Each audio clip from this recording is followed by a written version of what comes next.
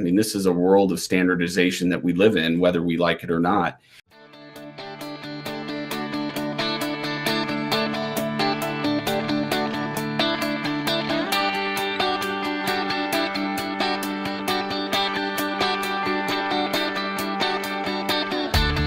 Originating from deep inside the Rocky Mountains, transported through the power of the internet, and arriving inside your tiny earbuds. It's the Appraiser Coach Podcast, helping appraisers increase their efficiency, quality, and make more money.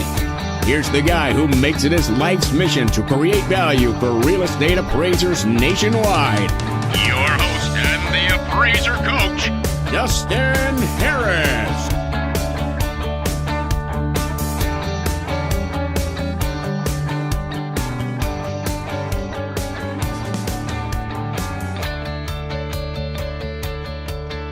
Welcome, everybody. Dustin Harris hanging out with you. Another Appraiser Coach podcast.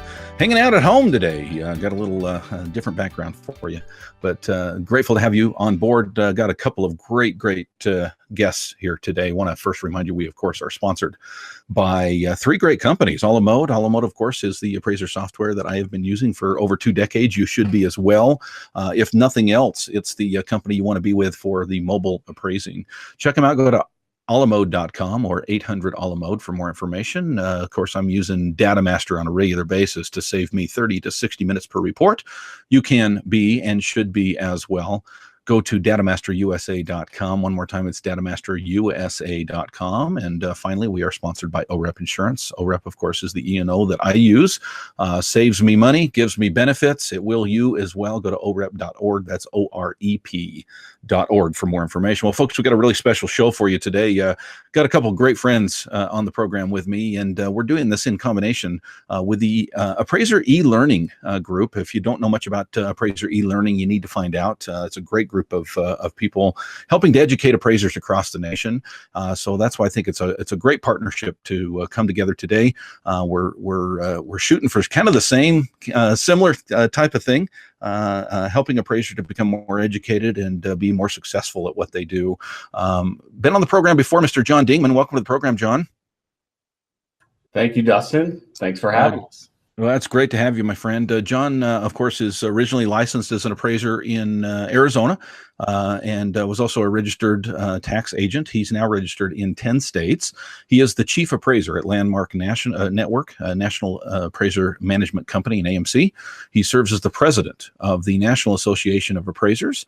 John has assisted in the development of continuing education courses approved by the Arizona and California boards, and has also instructed appraisers, assessors, mortgage loan originations, and the real estate sales classes. He's a home measurement specialist, which will come into play today. He also teaches classes on home measurement. With him is Mr. Hal Humphreys. Hal is with Appraiser E-Learning. He's a lifelong learner and educator. He is practicing certified fraud examiner. Wow, Hal.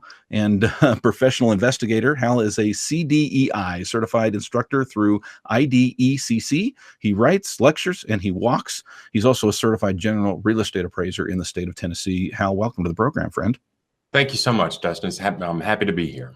Well, it's great to have both of you on. I reached out to John here recently. Frankly, John, I'll just be honest with you. I reached out to the internet and I said, I get questions every once in a while from appraisers, my friends across the nation who ask questions about measurement. And I think a lot of appraisers, they kind of pin themselves, if you will, to this ANSI standard. At least when you ask them, well, how do you measure? How do you come up with what you sketch on site? Most people would quote ANSI. And then there's questions that come, about ANSI, how to measure this, how to do this. And frankly, John, I'm not all that educated as you are. I ain't educated, friend. So I had a lot of people reach out to me and say, you really need to get John on the program. And I'm glad that you brought a good friend, Hal, with you. So again, welcome both of you to the program. We're going to talk ANSI standards today. How's that sound? Perfect. That sounds great. Awesome. Awesome. Okay, cool. So let's talk a little bit. Let's just set the stage, if you guys don't mind. First of all, if there's someone out there listening and they might be asking the question, what does he keep saying? ANSI? What? ANSI? We're talking an abbreviation here, an acronym, ANSI. Hal, what does that stand for?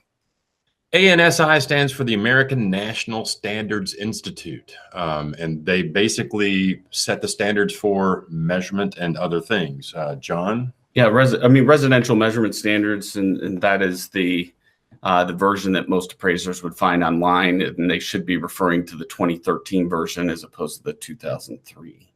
Okay, so 2013, as of this recording, is the most recent version then? That is true. Okay. Why should appraisers care? Is this the only standard out there? It's not the only standard, Dustin, and I can answer some other questions, I think, later on, but there is the American Measurement Standard, AMS.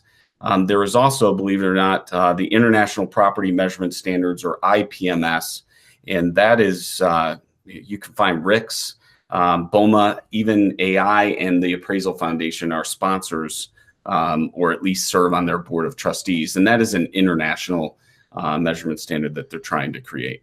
And there's also, I come from a commercial appraisal background, and the BOMA standard and the IREM standard, IREM, are both standards that people in the commercial world use.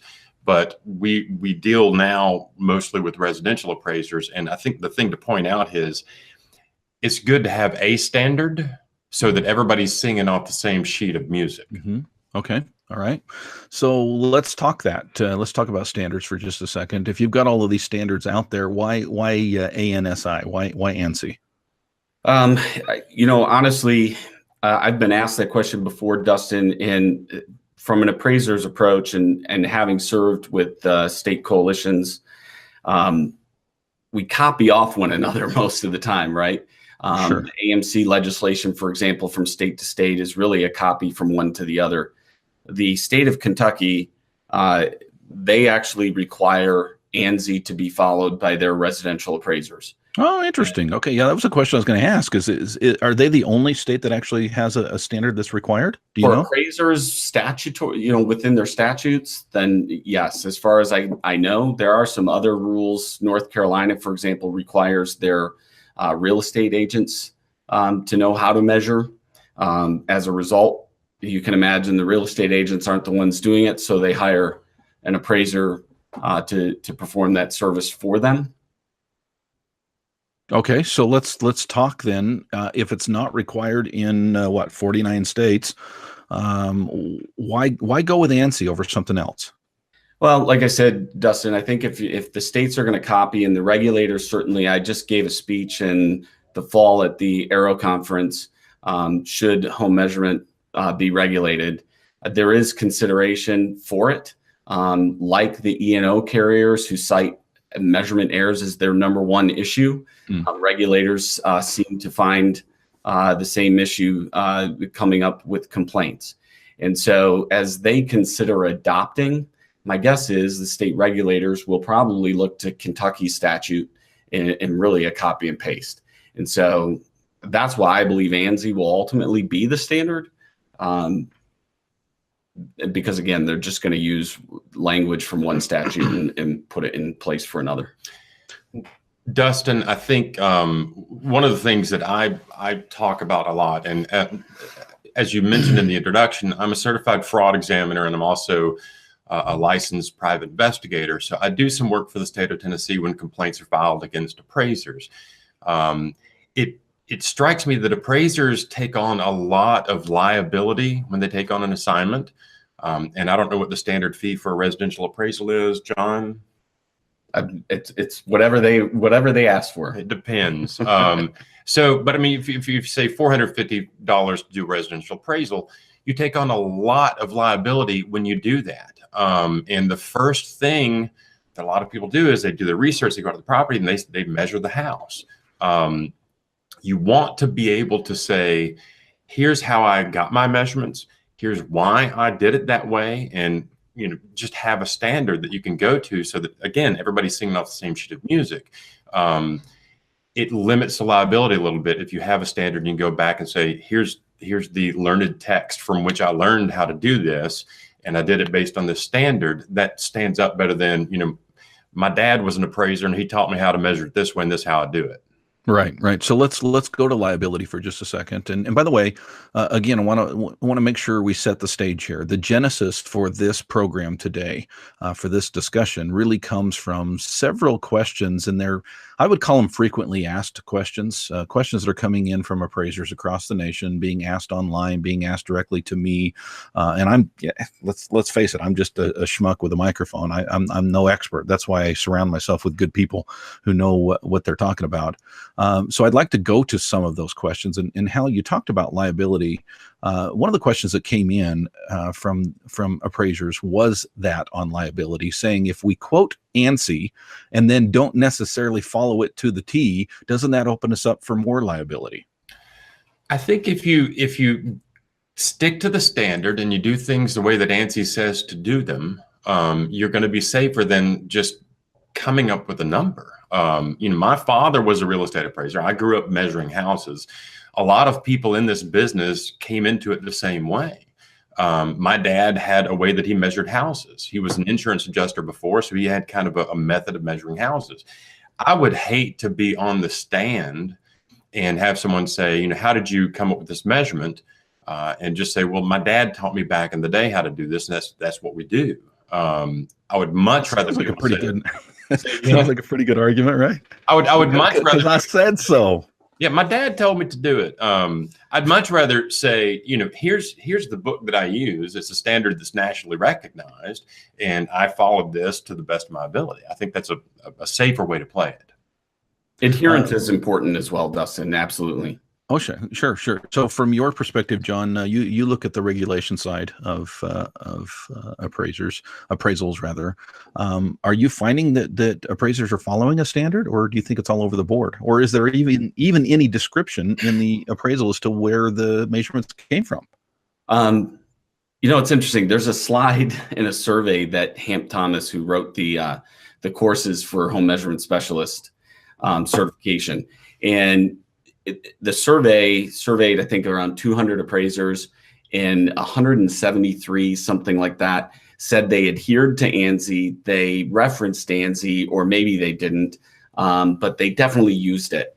And yet every single one of them answered no to a series of questions. And those questions were, do you have a copy of ANSI? Have you ever read a copy of ANSI? Do you cite it as your source? And do you use it and adhere to it every time? So there's a lot of appraisers saying they do it. When I teach the course, Dustin, one of the things that's interesting to me, and even from my own perspective, I will tell you, I thought I knew ANSI. I thought I knew it pretty well just from reading it. Once I took the courses to become the home measurement specialist, I realized that I was doing some things different and maybe following a slightly different standard. We can learn from those mistakes and move forward.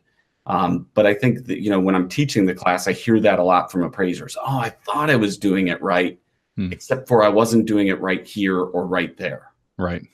Okay, good. Yeah, it's hard to know the standard if you haven't read the standard. Hal, you talked about singing off the same page of music. One of the questions has to do with the fact that, okay, sure, we're appraisers, and we use information that comes usually from the MLS on our comparable sales. And then the concern is, well, if an appraiser is using one standard, but the realtor or real estate agent doesn't use that standard, we're not singing off the same page of music when it comes to our comparisons, right?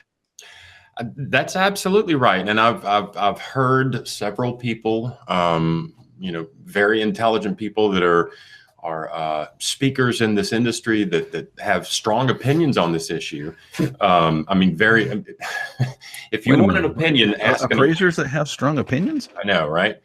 The tax assessor, I know in Davidson County, they don't measure houses anymore. They use aerial photography to kind of get an estimate of the size of the house. For my house, as an example, they've got the square footage wrong. I'm not complaining about it. They're not hurting me with their square footage being wrong, but it's not right. It's just it's not an accurate depiction. There are a couple things to think about. Number one, as appraisers, I think part of our job is to reflect what the market is doing. So in those terms, if agents are selling houses based on, bedrooms and baths, then we should approach the assignment with the attitude of bedrooms and baths. But if appraisers or if real estate agents are selling homes based on square footage value, then we as appraisers have to approach it from the same angle. I think a lot of real estate agents these days hire appraisers to come out and measure the house before they list it so they can have an accurate square footage estimate. I think that's where it's going. And I live in this strange little world of Nashville, Tennessee, which I think last year we had 100 people per day moving into the town. So the market is crazy. Yeah, it's insane. We had 36,000 people move into town last year. So it's insane as far as the market activity. There's a lot of stuff selling, prices are going up. But people are paying attention to the square footage issue. And I think as appraisers, it behooves us to, talk about this in an idea of what's a way we can all do it the same way. So, and again, you're right. If the assessor's number is being used or the MLS number is being used, and there's no support for that, then somebody's using the wrong number, and I guarantee you somebody's going to get in trouble over it.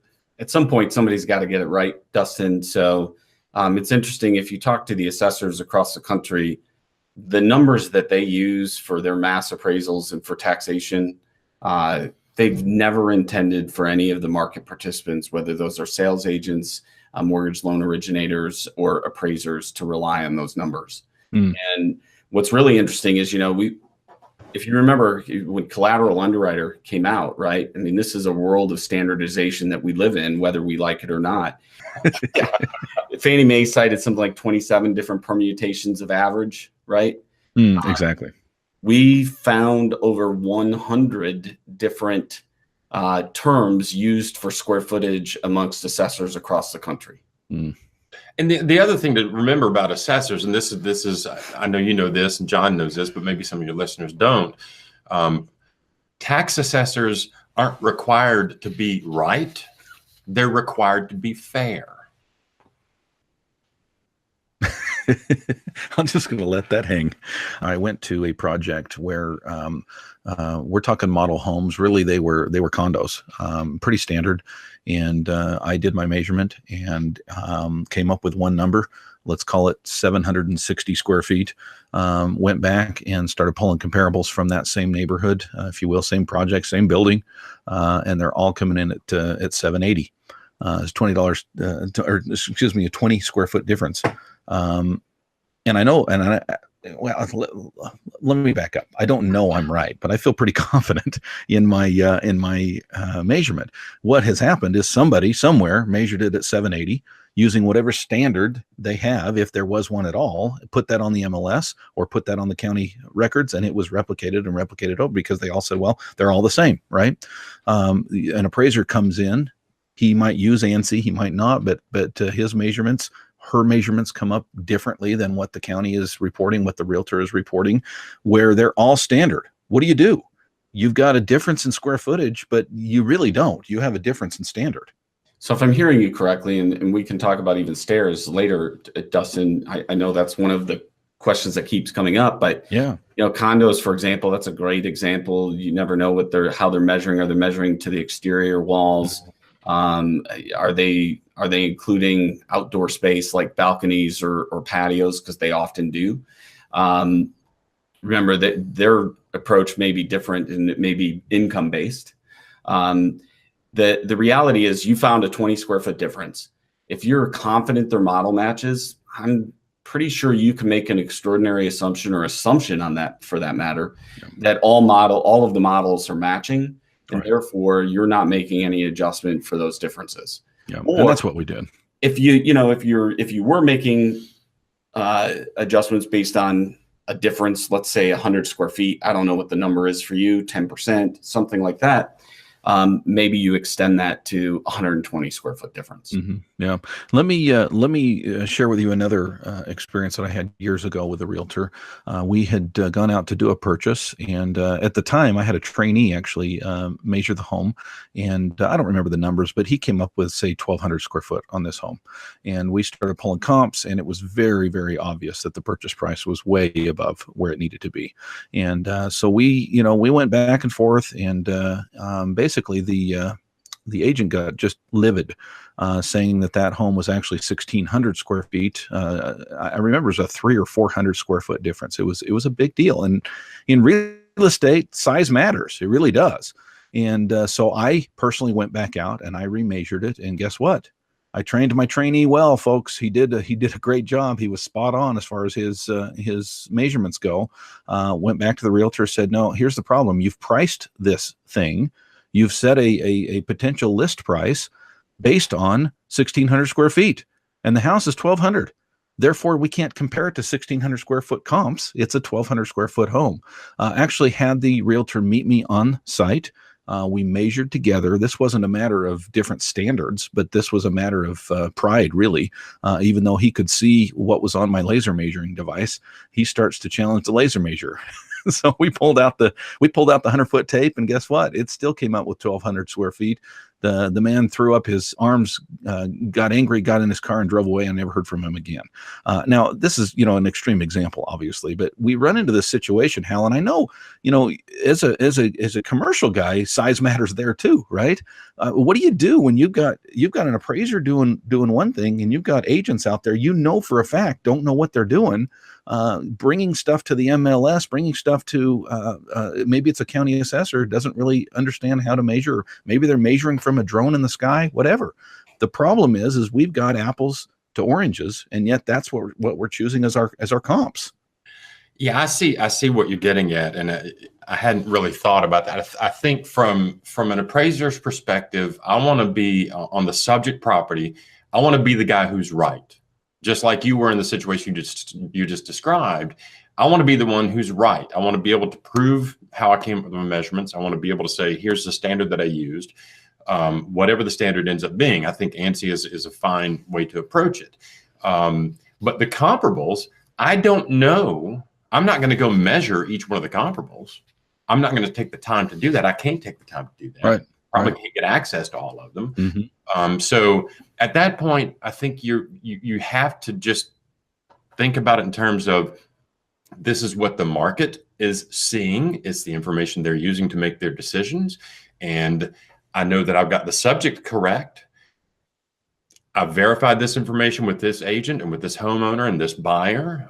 They all agreed that it's 1,600 square feet. If it turns out that it's not 1,600 square feet, that's not on me. That's on them. Yeah. And I think, John, as we talk about standards, that's really the reason for the standard. I think that's the point you were making in the beginning is, if we're standing before a judge, or we're standing before some state board somewhere, and we've got a realtor saying that it's 1,600, and we've got ourselves saying that it's 1,200, and the judge looks at us and says, how did you measure it? And we can verify that we measured it using ANSI standards, and then he turns to the realtor and says, well, what standard did you use? And he goes back to Hal's example. Well, that's the way my daddy taught me to measure. It might bode well for our case, right? And I think that's really why we're here, talking about standards and the importance of standards. Dustin, I would echo that, and then I would say two other things. One, in response to that, it's not just about defense of your position with regards to maybe a regulatory agency or with a judge. But imagine you're off because the way you're handling a casita, a detached or attached unit, however, and you're not including it in the gross living area, but maybe separating it into a different space.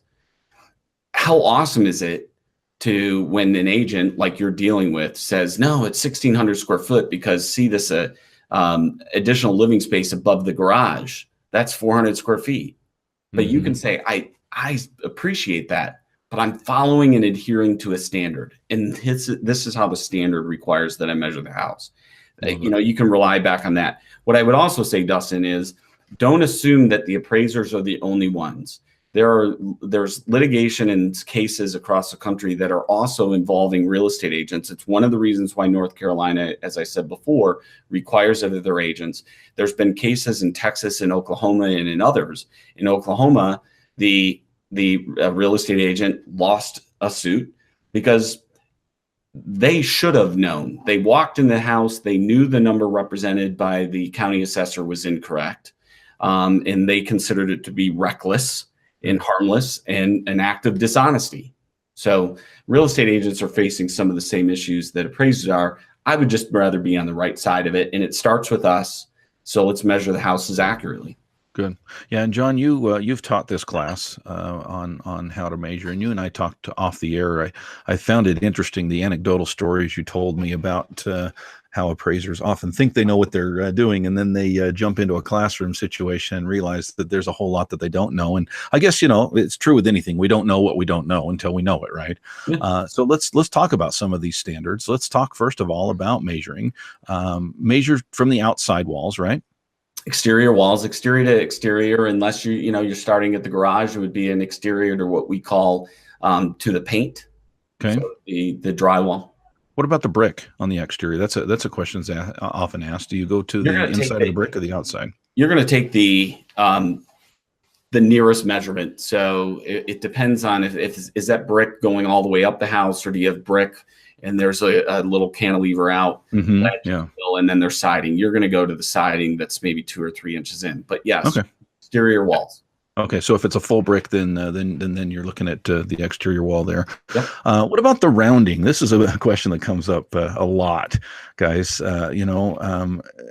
People say, "Well, I adhere to ANSI and I measure to the nearest half foot." Is that a dichotomy?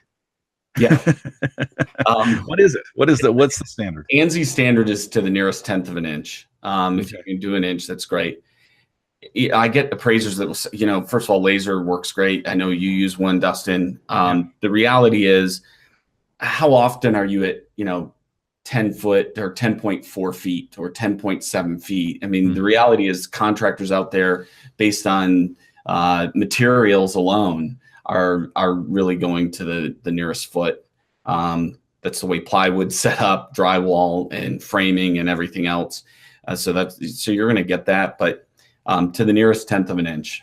Is that realistic to do it that way? Yeah, I mean, the bottom line is you're never going to come up. It's never going to match. If you're doing it to the nearest 1/10 of an inch, I'm sorry, you're just never going to match. Yeah, I mean, for me, Dustin, I don't know. I mean, I do a lot of things when I'm measuring a house. So I record my measurements, front versus back, side versus side.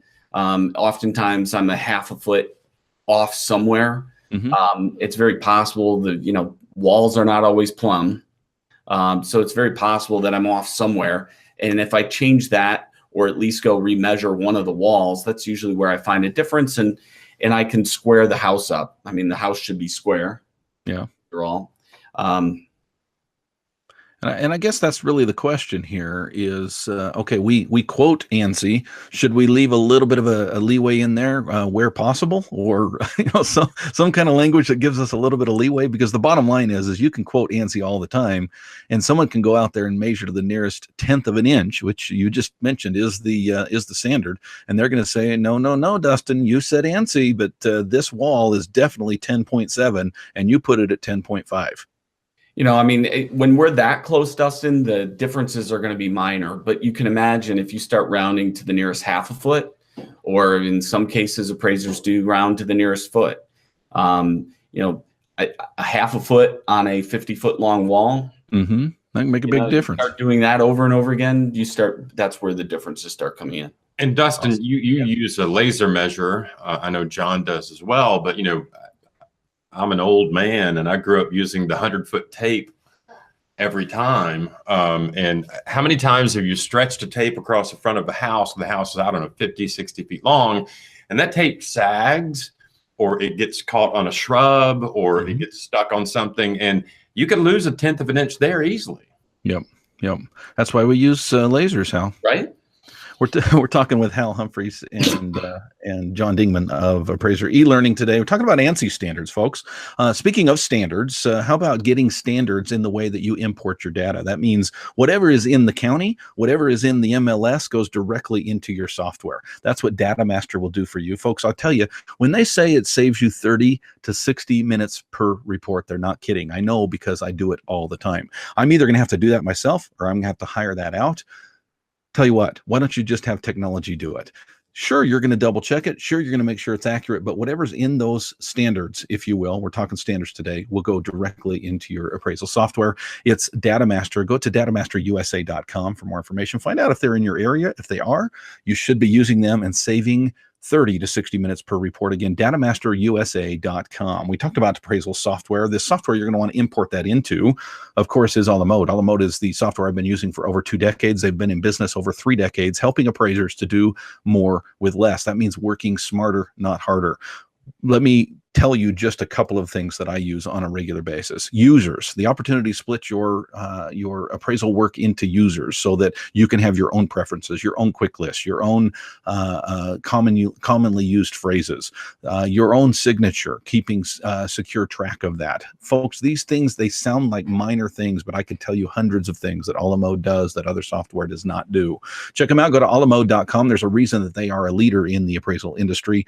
It's alamode.com, or pick up the phone and call a sales rep at 800-ALAMODE. Finally, we are sponsored today by OREP Insurance. OREP is the insurance that I use. Why? Just recently renewed my E&O, and what a smooth process that was. I'll tell you, there was one part in that process where I was a little bit frustrated because I had sent off an email and I had not heard back. And so about 2 weeks, I sent an email off to Lori and I said, "Hey, Lori, I hate to bug you, but I really need to get on this." And she said, "Oh, I sent you an email on this date." And sure enough, it was there. It was on my side, not hers, that I didn't get it. These folks are right on top of everything. They make it very, very smooth to renew. They make it very inexpensive to renew, and they cover appraisers when there comes to be a problem. And there may be a problem. As we talk about standards today, you want to make sure that you're covered. OREP is the insurance that I use. It's orep.org. For more information, it's orep.org.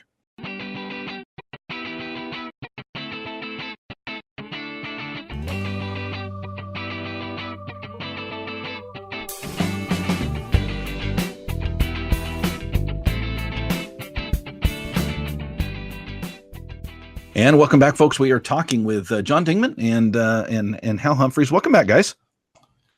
Thank you, Dustin. We're talking ANSI standards today. We're talking about how we measure a property and frequently asked questions that have come in. Before we get into more questions, talk to us a little bit about what's out there, John, with regard to education. I know that e-learning has a program out there. How you might want to speak to that. How can appraisers learn more about how to measure properly? So I would start by this. There is a home measurement specialist certification that's available. That is through the Housing Institute of Housing Technologies.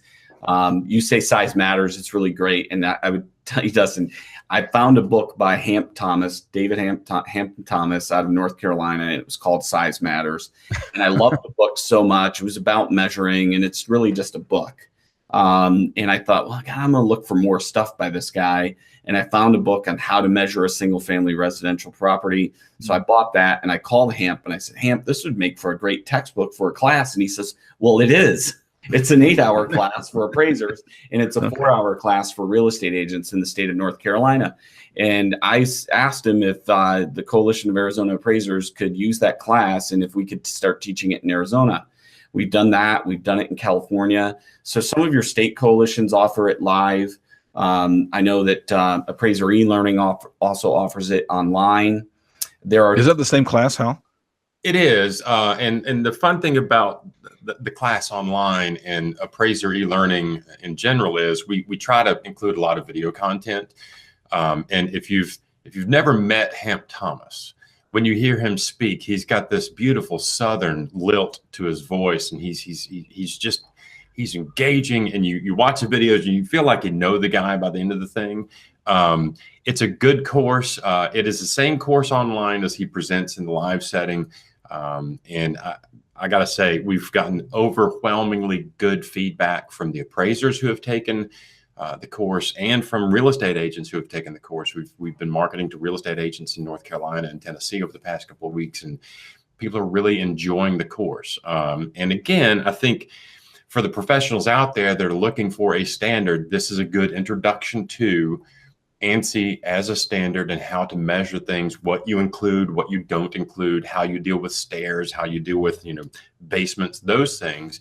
And again, it comes back to, if you have a standard that is nationally recognized and you do get into a shouting match with an agent who says it's 1,600 square feet and you're like, no, it's 1,200 square feet, or you find yourself on the stand in a court of law or in front of your regulatory agency, you can go back and say, number one, I took this course. Number two, I have this book and it is a standard and here's how I did it.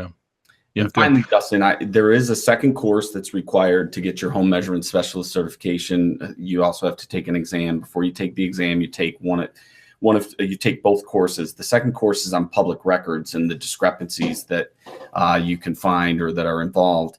That course was updated specifically, and it is online, and it's only with Appraiser E-Learning. Okay, interesting. So just to be clear, John, if an appraiser takes this course by HAMP, the part one, does he teach the part two as well? He does. HAMP teaches both courses, and the process to get the HMS specialized certificate is you take home measurement, the ANSI standard course, which is the first one, and then you take the public records course, which goes through. It can seem a little redundant at times, but it's a good primer on the ANSI standard, but it also discusses some things that we were talking about earlier, the discrepancies between MLS data, your tax assessor data, those things, and the ANSI standard.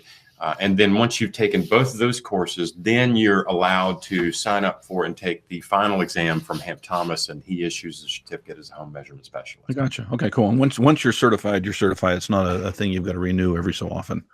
I think that's right. Yeah, and I would assume most states, or some states maybe, would even count that as continuing education towards your license. Yes. Yeah. Okay. Very cool. Very cool. All right. So let's talk standards. Let's talk some of these questions that have come in. One of the big questions that come in is kind of a broad question, but what can and cannot be counted as living area? Let's deal with it on a high level first, and then we'll dig into as Hal brought up, stairs and basements and different things like that. But in general, what can be counted as living space, and what should we avoid? So I'm gonna, for the sake of it, Dustin, I'm going to read so that we're clear on this, because it's outlined in ANSI. So, okay, what can be included? It's an enclosed area in a house that is suitable for a year-round use, embodying walls, floors, and ceilings that are similar to the rest of the house. Sections of the house that do not meet the criteria of a finished area might be finished areas adjacent to an unfinished area, openings to below, to the floor below. Above and below grade finished areas connected to the house, garages, unfinished areas, or protrusions. Right. Okay. So this sounds pretty standard. I mean, it sounds like the way I was taught. Mm-hmm. I think one thing that we run into is these words such as similar. It's similar to the rest of the house. Well, okay, sure, it's similar, but is it like unto? I don't know. Some of those things have to be a judgment call on the appraiser side. Absolutely. Yeah. Okay. And there's room for some of that. Let's talk second floor. You referred to, John, open areas. I call them vaulted ceilings, open areas that might come, there's a lot of individuals, especially when you talk to a builder, they think that should be counted as square footage. Obviously, if you can't walk on it, you can't count it, right? Right. Okay. So let's talk second floor. One of the big questions is the sloping ceilings. A lot of times people will finish off their attic. It wasn't designed originally maybe to be living space, but hey, we might as well have another floor up there. It's I've poked my head up there. It's nice and big and open. Let's finish it off. They finish it off. You've got these sloping ceilings on either side. Can you count those, guys? Brian Reynolds tells a story of the appraiser saying, well, you measure from where my shoulder hits the slope of the ceiling. Mm-hmm. The problem with that is if John is measuring the house, he's going to come up with more square footage than I'm going to come up with. I've seen you guys stand next to each other. In other words, right? I'm vertically challenged. I get it. And I am too, John. So I've heard 5 foot. Is that just something I've heard, or is there a standard there, John? No, it's 5 feet. So you're going to go up 5 feet. There's ways to do this. So an appraiser has the opportunity within their sketching software. Usually you can go ahead and use the full building area. There may be some functional use there that the appraiser has to consider, right, is with regards to contributory value. And then you can use dotted lines, for example, to show where your actual gross living area is. And that should be at the 5 foot mark. That's easy enough to accomplish with a laser or even a tape measure. Okay. Isn't there something to do? And maybe I'm putting you on the spot here because I didn't plan on this question, but it's something that comes up often in these situations that, let's say you've got in the middle of the room, all the way down from one side to another, you've got maybe it's 5 foot. Well, maybe it's 6 feet. Okay. It's 6 feet in the tallest area. And let's say it's 2 feet wide. Okay. You're envisioning this. It's maybe 20 feet long, 2 feet wide, that's 6 foot. And then it immediately slopes down. Can I only count that 2 feet, or does that allow me to now count some space because you do have the minimum height, at least in the middle? Does that make sense? So that is the height required, or that's where you would measure gross living area, Dustin. But you need actually a ceiling height of at least 7 feet to be included in the finished square footage, and that is 50% of the room. Oh, interesting. Okay. Man, there's a whole lot of houses. So this runs into this other question that I kind of alludes to the question that we talked about before the break, and that is, if you've got the standard, but then you've got the market, then you've got kind of a distinction there. In other words, it's very obvious that all my comparables are counting that attic area up there, and they're similar to my subject. I can't officially count it as gross living area yet the comps are being counted that way. Dustin, I would, again, go back to a case. I think I was at a conference. I might have been at one with you. And I got a phone call from a student that had been through the measurement course. And she said, hey, I'm on break, by the way. I'm in a lawsuit. And the lawsuit is about a difference in square footage only. And the difference comes from a sloped ceiling. I measured at the 5 foot mark. The other appraiser measured to the wall. All right. And, she simply pointed. She followed a standard. Yeah. Well, he did it like his daddy taught him, right, Hal? Yeah, like my daddy taught me. Dustin, I think that the question that you're asking about if all of the comparables have that same attic area that's been finished and they're selling it based on that square footage, I think maybe there are probably a number of ways you could address that, but John mentioned earlier that the idea of contributory value, it may not be actual living area, but it has some value. And as an appraiser, you don't have to just it's got this many square feet and that's all I'm going to give you credit for. Right. I'm going to ignore that because it's 6 foot, 10 inches. Right. I mean, there's some value there, especially if the market sees that. So I think you maybe address that as a contributory value issue and say, the market says, the sales indicate this many square feet. They're including this in their square footage calculations. My standard says I can't do that, but I'm going to give this some amount of value as contributory value. Good. Love it. Okay. Let's talk basements. What can and can't be counted, guys? Dirt floor, not. Okay. Dustin, Fannie and HUD both have in the selling guideline in the handbook, they have their definition of what's below grade and above grade. Remember, it's the point here is gross living area. Gross living area is above grade, right? Defined as above grade. Below grade is below grade. There are instances, and Fannie and Freddie and HUD admit that there are going to be instances where the house literally has very little square footage, if any, because the living area is below grade.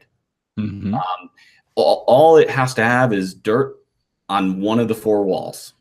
And that entire level would be considered below grade. Yeah, I grew up in Michigan. 100%, right, John? 100%. Yeah. My uncle, I grew up in Michigan. My uncle lived on a lake. From the street level, you pulled into a garage, and in there you walked into a utility room. There was a half bath, and there was like a bonus room, right? I mean, that was the above grade. That was the GLA. You walk downstairs is where the kitchen was, right out on the water, the bedrooms, the main bath, and all that kind of stuff. So, yeah, for his house, he had about 400 square feet. Okay. All right. GLA. Say again. Gross living area. Yeah. Okay.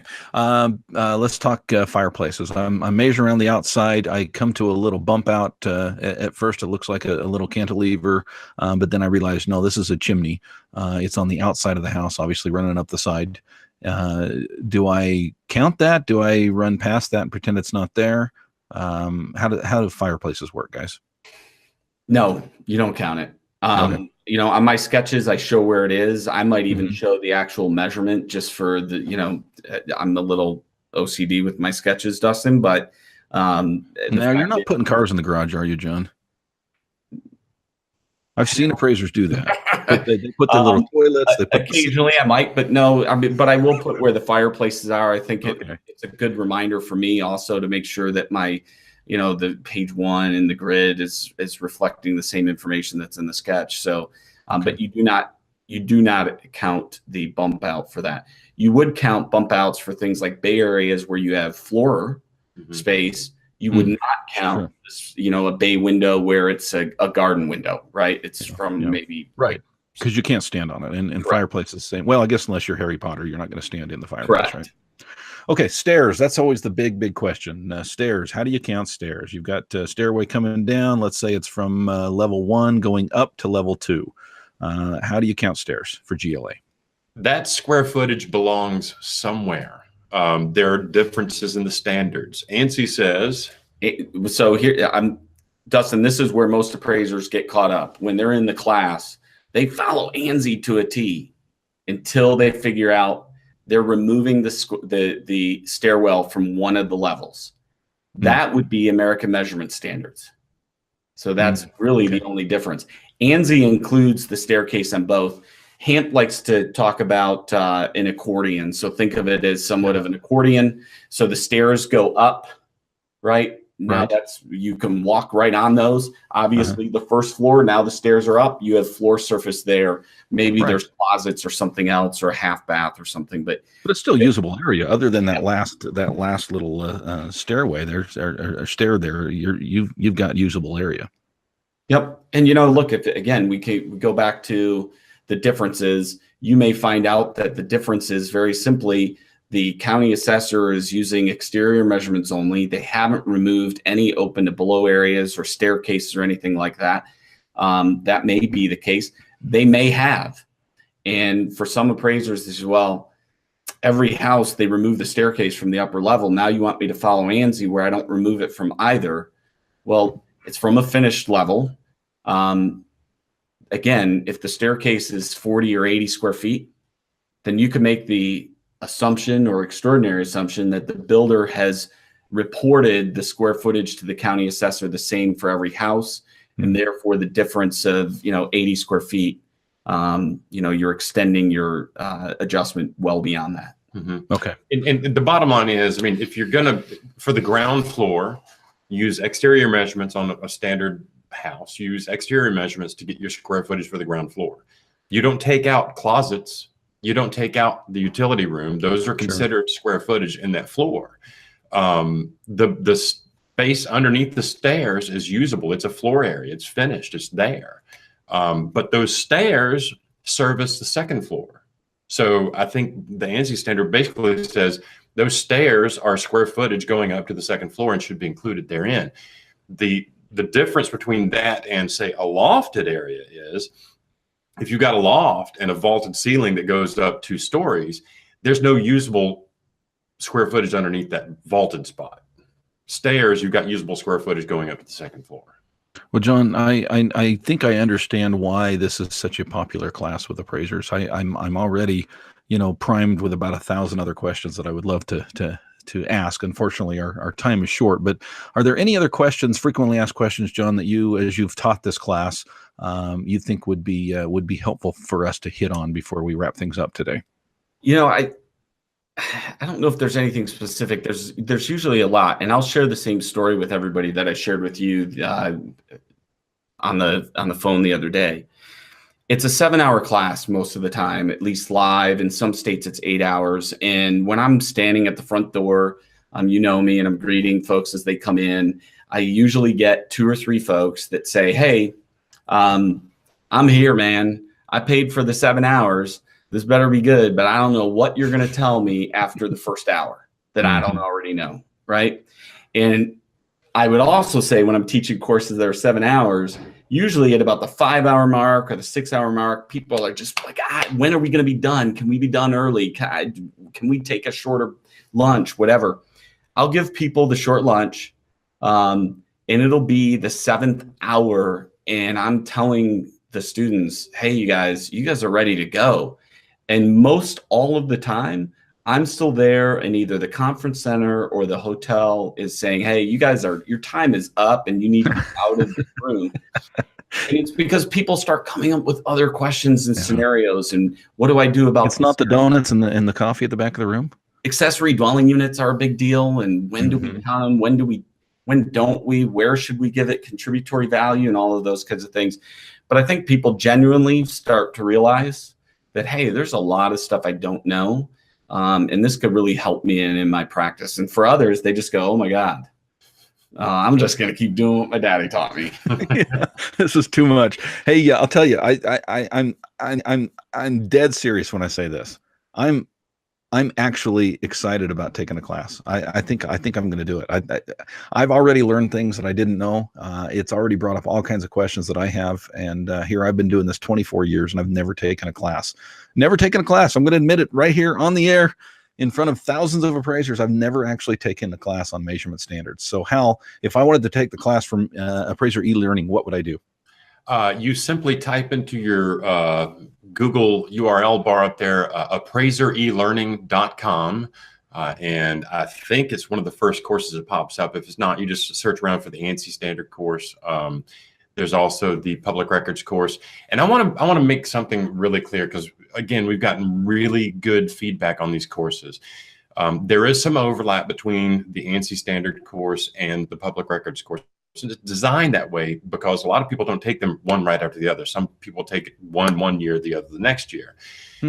But the important thing to remember is once you take those 2 classes, then you have to apply for and take the final exam, which is where the rubber hits the road. And that's where you kind of get your head around the ANSI standards and how to apply them. After you get that done, then you can get your HMS certificate. So it's not just a matter of taking the 2 classes. You have to take 2 classes and then do the exam afterwards. That's kind of a comprehensive exam. But again, it's appraisereelearning.com. And we've got a number of other classes there, but we're talking about ANSI today, and I'm proud of it. I think HAMP has done a fantastic job. The entire office staff here at Appraiser E-Learning, we're all in love with HAMP. He's fantastic, and if you take it sounds like a little bit of a man crush going on there, Hal. A little bit, just a hint. You watch it, Dustin, and I'll call you and tell me if you don't have the same man crush. I love it. I love it. Hal Humphreys and John Dingeman, guys, thank you so much for joining us today. It was great being a part of this kind of a joint effort today with Appraiser E-Learning and the Appraiser Coach podcast. Appreciate it, guys. Look forward to talking to you and rubbing shoulders with you soon. Appreciate it. Thanks, Dustin. Thanks so much. Guys. Bye-bye. Bye-bye.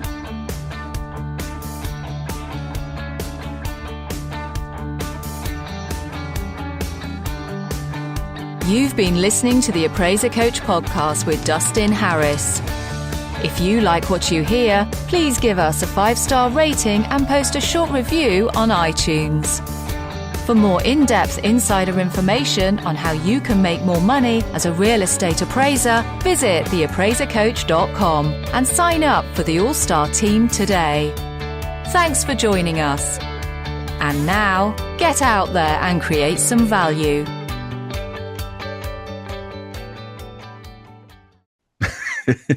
I'm just going to let that hang.